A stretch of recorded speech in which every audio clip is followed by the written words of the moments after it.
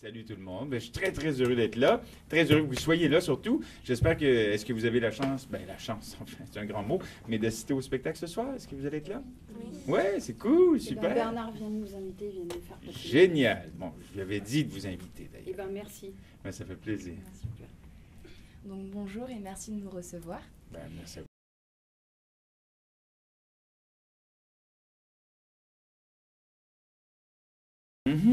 Moi, j'aimais bien l'école. L'école m'aimait moins, mais non, j'aimais bien. Je me débrouillais pas mal, mais j'étais pas complètement nul, mais j'étais pas dans les tops non plus. Moi, j'aimais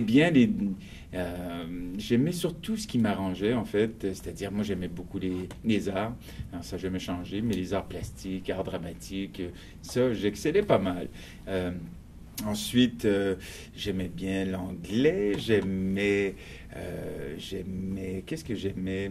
Mathématiques, je trouvais ça difficile, c'était moins mon truc. J'aimais beaucoup le sport. J'avais aussi je sais pas si vous avez ça aujourd'hui ici dans les collèges, mais il y avait des cours de soudure, des cours de mécanique, ça j'aimais bien. Et sinon, ouais, français, maths, physique, chimie, tous ces trucs-là, j'étais pas très fort, en fait. J'aimais plus m'amuser, en fait, que travailler. Donc, j'y allais avec ce qui me plaisait le plus. Moi, je me débrouillais pas si mal, en fait. Puis, j'aimais bien l'école. J'aimais les réseaux. J'avais beaucoup d'amis. Moi, je me faisais copain avec tout le monde. Alors, j'avais des copains de tous les styles, de tous les âges. Et comme je faisais déjà de la scène un peu, ben, ça me permettait justement, de pouvoir côtoyer un peu tout le monde. Mais je n'étais pas très, très, très, très bon. À l'école, je ne suis pas vraiment un exemple.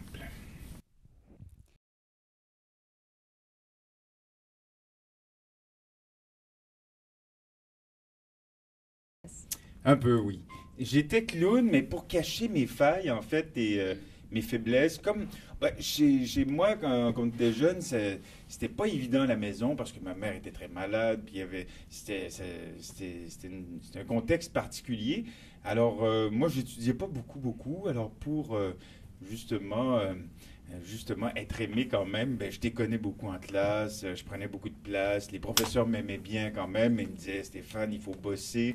Parce que moi, j'étais très bon dans les exposés oraux, ces trucs-là. Mais après, j'avais un peu de difficulté à faire les devoirs à la maison et tout ça. Non, j'étais pas le meilleur étudiant. Ma soeur était meilleure que moi, en fait. En 2007, vous avez été l'homme de l'année dans le magazine Elle Québec. Est-ce que cela vous a flatté ou est-ce que cela vous a mis mal à l'aise? Non, ça m'a flatté. J'étais super heureux. Je me souviens très bien. C'est l'année que je venais de tourner dans Astérix. Alors, ça arrive jamais pour rien. Il y a toujours normalement, c'est parce qu'on a une actualité qu'on se retrouve comme ça dans les magazines. Une année, on est dans les top 10 et l'année d'après, on n'est plus là du tout. Et puis l'année ensuite, ben, on revient. Mais oui, ça m'a flatté parce que c'est un magazine de qualité. Je sais que ça flatte l'ego, bien sûr, ça fait plaisir d'être l'homme de l'année, mais je sais aussi que ça tient pas à grand-chose non plus, mais je pense que ça donne une petite claque dans le dos, ça donne envie de poursuivre, ça nous confirme qu'on est sur la bonne voie, qu'on fait bien notre boulot, non, ça me fait vraiment plaisir, en fait. Est-ce que vos tatouages ont une signification ou est-ce pour concurrencer Matt Pokora? Ah, je les avais avant lui, alors c'est peut-être lui qui m'a copié. Non. Ça fait longtemps que j'ai des tatouages, puis mon père en avait. Alors c'est de là, moi, en fait, que mon amour du tatouage est arrivé. Très jeune, j'étais fasciné par les tatouages avant que ça soit vraiment la mode comme aujourd'hui, on en retrouve beaucoup. Je me souviens les premières fois que je venais en France, même on me regardait un peu bizarrement avec mes gros tatouages parce qu'il n'y en avait pas beaucoup. Il y a une quinzaine d'années, il y a une dizaine d'années, ça fait peut-être 5 ans maintenant qu'on en voit de plus en plus en France, mais c'est arrivé un petit peu en Amérique avant cette mode du tatouage. Et puis bon, moi, mon père en avait, donc je m'étais fait faire quelques petits tatouages assez jeunes, et puis après, j'en ai fait un deuxième, un troisième, un quatrième, et puis là, je pense que je me suis arrêté, en fait. Mais sait-on jamais, peut-être qu'il y a des envies comme ça. C'est un peu, une fois qu'on s'est fait tatouer, souvent, je vous le conseille pas vraiment, parce que avec le recul, c'est certain qu'un jour, bon, moi, entre autres pour le cinéma, c'est un peu embêtant des fois parce que je dois arriver beaucoup plus tôt que tout le monde pour me faire gommer les tatouages, parce que les tatouages ne vont pas à tous les rôles, évidemment. Alors ça, c'est des fois un petit peu embêtant. Mais je les regrette pas vraiment. Mais si c'était à refaire, peut-être que j'en aurais pas. Alors moi, je vous le conseille pas. Franchement, je vous le conseille pas nécessairement, à moins que vous y teniez vraiment, puis que vous aviez vraiment une envie folle de vous faire tatouer. Puis essayez de choisir quelque chose qui va passer au travers le temps. Parce que c'est certain qu'il y a des modes et après, tu ne veux pas vieillir avec quelque chose qui était à la mode dans les années 2000 et qui ne l'est plus du tout. Voilà. Vous avez un fort accent. Nous aussi, dans la Loire, on en a un. Fouillot, dis donc, Bossaigne, ton ptio, il est ben beau. Un peu comme son papa. Alors, qu'en pensez-vous de notre accent stéphanois? Wow, pas mal! Mais hey, c'est vrai que vous avez un accent quand vous voulez. Hein? Est-ce que vous le gommez, vous aussi, quand vous allez faire un tour à Paris ou quand vous êtes avec des Parisiens? Vous gommez un peu l'accent? Moi, j'ai tendance à le faire parce que on a toujours peur de ne pas être bien compris ou que les gens sourient quand on parle. Mais là, je suis pas certain d'avoir tout compris ce que tu m'as dit, de toute façon. Tu m'as dit que... répète-moi, je veux l'entendre à nouveau. Fouillot, dis donc, Bossaigne, ton ptio, l'a vu en photo, il est ben beau, un peu comme son papa. Popo. Oh, t'as vu mon garçon en photo et tu le trouves bien beau comme son papa. Ben, c'est drôle parce qu'on dit, on dit un peu papa aussi. C'est le popo. Le papa. Le popo. Le papa. Mais on dit ça au Québec aussi, papa. Dans certaines régions du Québec, il y a différents accents, évidemment, selon la région d'où on vient. Et il y a des accents très, très forts, comme en Gaspésie, c'est très, très fort. Au Saguenay, Lac-Saint-Jean, ils ont des accents. Je vous dirais une affaire, ils parlent comme ça. Fait que c'est un petit peu difficile à comprendre des fois. Mais c'est tellement charmant, les accents. Alors, des fois, c'est vrai qu'on est porté à vouloir le gommer pour se faire accepter par certaines, je sais pas, certaines classes de gens. Puis, mais des fois, c'est un peu con parce que ça fait tout notre charme aussi. Pourriez-vous nous dire un truc incompréhensible en québécois? À force de boire, puis d'être assis, puis de manger des cochonneries, on vient que le cul nous élargit et puis que le brain nous ramollit. Vous voyagez beaucoup en tournée. Mhm. Si demain, en famille, vous pouviez partir en vacances, où iriez-vous? J'aime beaucoup le soleil, moi, quand même, je l'avoue. Comme je viens du froid, c'est certain que le soleil m'attire. Puis l'hiver est très, très long au Québec. Alors, souvent, moi, quand je vois des images idylliques comme ça, ben c'est, je sais pas, moi, c'est la Réunion, c'est les Seychelles, c'est Turquoise, c'est Tahiti. Mais si j'avais à choisir une destination, j'ai toujours eu une envie de voir Hawaï. Pour la magie des surfeurs et tout ce délire-là. Alors, je serais curieux quand même. On m'a dit que c'était un peu décevant quand on y va, mais je suis curieux de voir Hawaï. Nous sommes en pleine période politique. Et dans ces moments, les idées pour votre spectacle viennent-elles plus facilement? Plus ou moins, parce que moi, je fais pas de l'humour politisé du tout. Et comme, bon, je suis pas dans mon pays d'origine, c'est délicat pour moi, je trouve, de me mêler de ce qui me regarde pas vraiment. Et je veux pas dire de conneries non plus. Alors, je commence à m'informer de plus en plus et de regarder ce qui se passe. Et évidemment que ça m'interpelle, mais de là à en faire un sketch, c'est pas ma spécialité. Peut-être la situation politique ou la tension économique et tout ça pourrait m'inspirer, mais peut-être pas les personnages en place ou les partis. Je préfère rester neutre. Avec Franck Dubosc, vous êtes tous les deux jeunes papas. Ensemble, parlez-vous plutôt couche-culotte ou est-ce simplement un partenaire de jeu? Non, c'est un partenaire de jeu, mais c'est aussi un ami. Et oui, on parle de nos fistons, bien sûr. On est très, très fiers. C'est le plus grand amour, moi, que j'ai connu dans ma vie. Et c'est extraordinaire. Et je pense que Franck pourrait te dire la même chose. C'est notre vie n'est plus la même. Alors, nous qui étions quand même centrés sur nous-mêmes, eh bien, tout d'un coup, notre amour s'en va vers ce petit bonhomme. C'est génial. Puis... alors, on échange là-dessus un peu. On échange sur tout, Franck et moi. On échange sur la vie, on échange sur nos amours, on échange sur notre fiston, beaucoup. Et beaucoup sur le métier, parce que c'est un truc qui vraiment nous rallie. Comme nous avons à peu près le même âge, comme on s'en va vers l'avant, puis on essaie de toujours de s'améliorer, de trouver de nouvelles façons de se présenter au public et de réinventer ce qu'on est. Ben, on parle aussi de ça, on parle du métier. Mais sinon aussi, on se dit beaucoup de petites conneries parce qu'on aime bien rigoler. Alors, des fois, on parle de tout et de rien, puis des fois, on parle boulot. Mais souvent, c'est vrai qu'on parle de Raphaël ou d'Axel. Vos peintures sont très colorées. Vous considérez-vous comme un artiste joyeux?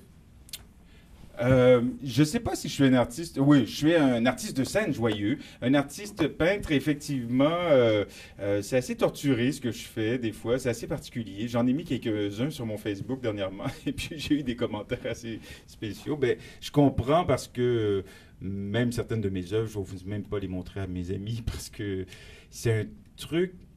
C'est probablement un exutoire pour moi, l'atelier. Et comme on a vécu des drames chez moi, je ne sais pas si c'est relié à ça, mais probablement, j'ai tendance à me servir de ce médium pour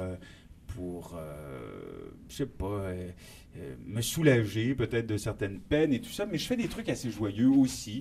Je pense qu'effectivement, il y a un côté BD à ce que je fais, très coloré, mais en même temps, le fond est toujours un peu... même quand je fous des sourires à mes personnages, ils sont toujours un peu tristes quand même. Alors, je ne peux pas faire autrement. Mais depuis la naissance de mon fils, c'est un peu mieux. C'est un peu mieux. Je sens que mes œuvres sont plus joyeuses. Parce que j'ai pas envie, moi, que mon garçon voit des tableaux complètement torturés sur les murs. C'est quoi ça, papa? Je sais pas comment te dire, donc.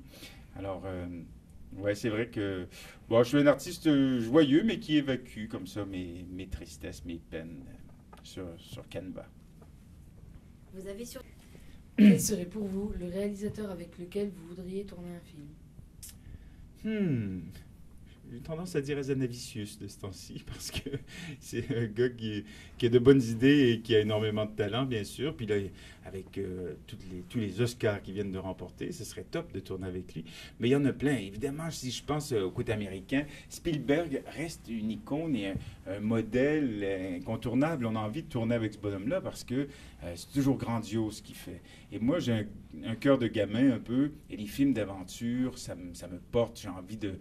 J'aurais envie, moi, de jouer un film comme il a pu faire avec Indiana Jones ou des trucs vraiment à grand déploiement où on s'éclate à l'américaine, des effets spéciaux et tout ça, ou un film sur le futur ou un truc comme ça.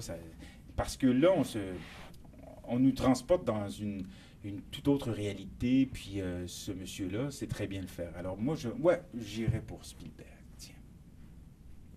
Quel est le dernier film qui vous a le plus touché? Il y en a quelques-uns, mais le dernier, je crois que c'est Incendie. Incendie, qui est un film québécois qui est très, très puissant. Alors, c'est pas un film facile, c'est un film très dur, mais c'est vraiment très, très fort. C'est un des plus beaux films que j'ai vus. Alors, si vous avez envie de voir un film dur et peut-être de chialer un peu, c'est un bon film pour ça. Vous aimez beaucoup vos fans et vous êtes très proche d'eux. Mais entre nous, quelle est la chose la plus bizarre qu'un fan a pu vous dire?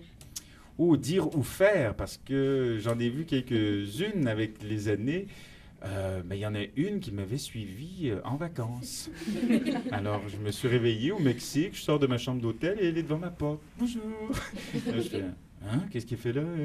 Je dis, bonjour, mais je te connais. Oui, je suis super fan. Là, je fais, OK, mais qu'est-ce que tu fais ici? Ben, j'ai su que tu venais en vacances ici. Là, je fais, OK, mais c'est un peu bizarre, non? Elle m'a suivi toute la semaine. Et moi, comme je suis gentil, je n'étais pas capable de lui dire, mais tu dégages. Fait qu'elle me suivait partout. Puis j'étais avec un de mes potes, puis à un moment donné, c'est mon pote qui disait, tu lui fous la paix. Parce que on est en vacances, moi j'aime bien mes fans, mais il ne faut pas exagérer, il ne faut pas abuser de la situation. Alors je trouvais qu'elle abusait quand même. Surtout quand j'ai fait un bain de minuit un soir et que quand j'ai voulu récupérer mes vêtements sur la plage, elle était assise à côté de mes vêtements. Alors j'étais un peu embêté. Vous êtes actuellement en tournée. Quel est pour vous le pire et le meilleur souvenir de tournée? Mon Dieu, le meilleur souvenir de tournée, il y en a tellement, des centaines. Mon Dieu, le meilleur souvenir de tournée. Attends, c'est une bonne celle-là. Difficile de mettre le doigt sur un souvenir exceptionnel. C'est maintenant. C'est maintenant, probablement. Non, mais j'avoue que j'avoue que de faire une tournée française. C'est tout un exploit pour un artiste québécois quand même. Et puis ça nous fait chaud au cœur qu'on soit comme ça accepté partout dans un autre pays, loin de chez soi, que ce soit en Belgique, en Suisse ou ici en France. Et la tournée, cette tournée-ci, c'est mon meilleur souvenir jusqu'à maintenant, c'est vrai, parce que, bon, elle marche encore mieux que les tournées précédentes. Alors, il y a de plus en plus de monde et c'est certain que on fait ce métier-là parce qu'on aime faire le métier, mais c'est agréable de voir qu'il y a des gens qui nous encouragent, qui viennent voir nos spectacles. Donc, cette tournée sera sûrement un très beau souvenir aussi parce que j'ai une équipe exceptionnelle. J'ai toujours eu la chance de travailler avec des gens géniaux, mais là, cette fois-ci, il y a une vraie communion, symbiose entre tous les membres de l'équipe. J'ai fait du tourbus que je fais jamais à peu près d'habitude. Et là, je suis avec les garçons dans le tourbus, je dors, j'ai ma petite chambre là en haut. Je trouve ça assez cool finalement. C'est la vraie vie de tournée comme j'avais pu l'imaginer quand j'étais gamin. Alors ça, c'est pour les plus beaux souvenirs. Moins beau maintenant, le plus difficile, c'est d'être loin de mon fils parce que c'est un métier où je ne peux pas trimballer mon garçon partout avec moi parce que c'est évidemment que pour un petit bonhomme de 3 ans, c'est préférable qu'il soit à la cool, tranquille, sans trop de déplacements, puis qu'il y ait une régularité avec sa sieste, sa crèche et tout. Alors, il me manque vraiment beaucoup. Alors, le soir, après le spectacle, je m'installe à l'ordi, je Skype avec lui, mais on ne peut pas se toucher, on ne peut pas y faire un beau petit câlin. Alors, c'est triste, des fois, pour ça. Mais en même temps, quand je reviens, je passe le plus de temps possible avec lui. Mais c'est vrai que ça, c'est un peu difficile. Sur scène, vous jouez plusieurs personnages. Quel est pour vous le plus touchant? Le plus touchant, probablement dans ce spectacle-ci, c'est quand je parle... j'ai un numéro sur la naissance de mon fils qui est assez touchante pour moi, mais sinon, quand je parle, je fais un numéro, c'est assez particulier de faire de l'humour sur un drame comme la mort de mon père. C'est ce que je fais dans ce spectacle-là. Et je parle aussi de la mort de ma sœur là-dedans. Alors, c'est assez particulier, mais les gens rigolent bien, mais en même temps, c'est fou de m'imaginer que tous les gens dont je parle dans ce sketch sont décédés. Alors ça, c'est un numéro qui me touche parce que pour moi, c'est une façon de les garder en vie avec moi sur scène, de leur rendre hommage. Et pour moi, c'est comme s'ils vivaient toujours. Alors, ce numéro-là me touche, ouais. Avez-vous une confession de tournée? Confession de tournée. Oh, vous êtes un peu jeune pour certaines confessions, je crois, de tournée. Non. Confession de tournée, malgré qu'on... souvent, on s'imagine que c'est très, très glamour, la tournée, que les artistes, on est toujours dans la ouate. Mais des fois, il y a des moments, comme dernièrement dans la tournée, on s'est retrouvé en panne. Dans la nuit, avec le tourbus, Hervé Roger était présent et toute l'équipe, on s'est retrouvés comme des cons sur le bord de l'autoroute à 3 heures du matin. Il pleuvait. On ne pouvait pas rester dans le bus parce que c'était trop dangereux. On était sur l'autoroute et c'était vraiment... l'espérance de vie est de 20 minutes à peu près. Alors, ils nous ont fait sortir du bus. On était dans la forêt, on attendait, il pleuvait des cordes. Et c'est là que tu t'aperçois que ce métier n'est pas toujours glamour, mais... alors ça, c'est une petite anecdote de tournée, c'est une petite confession. C'est pas vraiment une confession, c'est une confidence en tout cas. Quels sont vos futurs projets? Futurs projets? J'en ai pas mal. J'ai entamé l'écriture du prochain spectacle. Je vais animer un gros truc, ça je peux pas le dire tout de suite, mais un gros truc cet été qui va être pas mal fun. Et ensuite de ça, je vais tourner un film... qui s'appelle Paris à tout prix. Alors, je vais tourner ce film cet été, au mois d'août. Et puis, je vais faire partie du Festival Juste pour rire. C'est le 30e anniversaire cette année. Alors, je vais faire un truc pour le Festival Juste pour rire. Alors, il y a pas mal de pain sur la planche et il me reste encore une centaine de dates de ce spectacle à jouer. Aujourd'hui, c'est la journée de la femme. Oui. Alors, qu'en pense Rico? La femme, il n'existerait pas, moi, si la femme n'était pas là. Parce que la femme, il la respecte énormément. Il en a respecté une ce matin, une ce midi, il va en respecter encore une ce soir. Non, mais c'est vrai, si je peux me permettre, je l'ai écrit sur mon Facebook aujourd'hui, mais grâce à vous, les femmes, c'est tellement beau, c'est grâce à vous qu'il y a la vie, il y a l'amour, alors vous jouez le rôle le plus important de l'humanité. Et on vous en remercie.